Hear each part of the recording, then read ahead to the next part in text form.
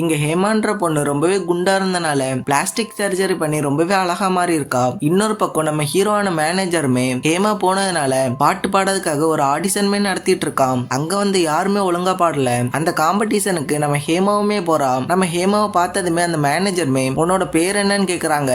ஆனா நம்ம ஹேமாவுமே ஹேமான்னு சொல்லாம ஜின்னுன்னு வேற ஒரு பேரையுமே சொல்லிட்டு இருக்கா. இப்ப நம்ம ஹீரோமே இவெல்லாம் எங்க ஒழுங்கா பாடுவான்னு யோசிச்சுட்டு இருக்கும்போது நம்ம ஹேமாவுமே ரொம்பவே அழகா பாடிட்டு இருக்கா. அவ பாடுறதை கேட்டு அங்க இருந்த எல்லாருமே மெய்மறந்து போறாங்க. இப்ப அந்த மேனேஜருமே நம்ம ஹீரோயினை தனியா கூப்பிட்டு நீ யாருன்னு எனக்கு தெரியாதுன்னு பாத்தியா, உன எனக்கு நல்லாவே தெரியும்னு சொல்றான். இதெல்லாம் கேட்ட நம்ம ஹீரோயின்மே நம்ம பிளாஸ்டிக் சர்ஜரி பண்ணதை இவன் கண்டுபிடிச்சிட்டான்னு நினைச்சிட்டு இருக்கா. அப்ப நம்ம ஹீரோமே சொல்ல ஆரம்பிக்கிறான், அன்னைக்கு நீ தானே என்ன ஹெல்மெட் போட்டுட்டு ஃபாலோ பண்ணிட்டு வந்தா, நீ அன்னைக்கு நடந்த அந்த விஷயத்தையுமே சொல்லிட்டு இருக்கான். இப்பதான் நம்ம ஹேமாக்கே தெரியுது இவன் இன்னுமே நம்மள கண்டுபிடிக்கல. நீ அது மட்டும் இல்லாம இந்த மேனேஜருமே நம்ம ஹீரோயினை ரொம்பவே பெரிய ஆளாக்கணும்னு ஆசைப்படுறான். இப்ப ஹேமாவுமே தன்னோட ஃப்ரெண்ட்ட சொல்லிட்டு இருக்கா, நான் யாருன்னு உண்மையான விஷயத்த அந்த மேனேஜர் டீமே சொல்ல போறேன். நீ இதெல்லாம் கேட்ட ஹேமாவோட ஃப்ரெண்டுமே ஹேமாட்ட நீ ஏமாத்துற, நீ உன்னை பாடவே விட மாட்டாங்கன்னு சொல்றான். ஆனாலுமே நம்ம ஹேமா இதெல்லாம் கேட்காம அந்த மேனேஜர்ட்ட உண்மை சொல்லலான்னு போறான். இப்ப நம்ம ஹேமாவுமே அந்த மேனேஜர்ட்ட நீங்க பிளாஸ்டிக் சர்ஜரி பத்தி என்ன நினைக்கிறீங்கன்னு கேக்குறாங்க. அதுக்கு அந்த மேனேஜருமே பிளாஸ்டிக் சர்ஜரிலாம் எனக்கு பிடிக்காது, பிளாஸ்டிக் சர்ஜரிலாம் பண்ணக்கூடாதுன்னு சொல்லிட்டு இருக்காங்க.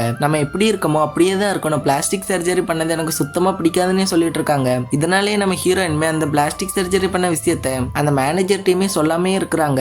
இப்ப அடுத்த நாள் நம்ம ஹீரோயினுக்குமே ஒரு காம்படிஷன் இருக்குது. ஆனா அதுக்கு நம்ம ஹீரோயின் ரொம்பவே லேட்டா வராங்க. அதனாலே அந்த மேனேஜருமே நீ மேக்கப் ஒண்ணுமே பண்ணாண்டா, நீ அந்த ஸ்டேஜ்ல ஏத்தி விட்டு நம்ம ஹீரோயினையுமே பாட சொல்றாங்க. ஆனா நம்ம ஹீரோயின் ரொம்பவே பதட்டமா இருந்தனால நல்லாவே பாட மாட்டேங்கிறாங்க. இன்னொரு பக்கம் நம்ம மேனேஜருமே நம்ம ஹீரோயினை நல்லா பாடுன்னு என்கரேஜ்மே பண்ணிட்டு இருக்காங்க. இதெல்லாம் பார்த்து நம்ம ஹீரோயின்மே நல்லாவுமே பாட ஆரம்பிக்கிறாங்க.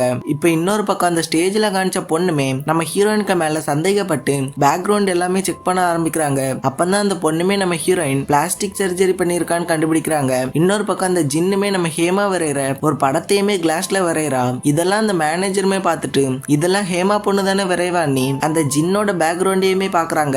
அப்பதான் அந்த மேனேஜருக்குமே தெரியுது பிளாஸ்டிக் சர்ஜரி பண்ணிருக்கான். நீ இப்ப அந்த மேனேஜருமே நம்ம ஹேமாட்ட போய் நடந்த எல்லாத்தையுமே கேக்குறாங்க. அப்ப ஹேமாவுமே நடந்த எல்லா உண்மையுமே சொல்றாங்க. அது மட்டும் இல்லாம குற்ற உணர்ச்சி தாங்க முடியாம ஒரு பாட்டு போட்டி மேடையில வச்சு அவ பாடி முடிச்சதுமே அவ பிளாஸ்டிக் சர்ஜரி பண்ண எல்லா உண்மையுமே ஆடியன்ஸ் டீமே சொல்றான். அந்த டைம் அந்த மேனேஜருமே இவ இதுக்கு முன்னாடி எப்படி இருந்தானே பேக்ரவுண்ட்லயுமே போட்டு காணிக்கிறாங்க. அதனாலே அந்த ஆடியன்ஸ் எல்லாருமே நம்ம ஹீரோயினுமே ஏத்துக்கிட்டாங்க. ஏன்னா நம்ம ஹீரோயினுக்கு உண்மையாவே நல்லா பாடுற ஒரு திறமையுமே இருக்குது. இதோட இந்த படத்தையுமே முடிக்கிறாங்க. யாருக்கெல்லாம் அப்பாவை பிடிக்குமோ அவங்க எல்லாம் மறக்காம நம்ம சேனலையுமே சப்ஸ்கிரைப் பண்ணுங்க. யாருக்கெல்லாம் அம்மாவை பிடிக்குமோ அவங்க எல்லாம் நம்ம சேனலையுமே லைக் பண்ணுங்க.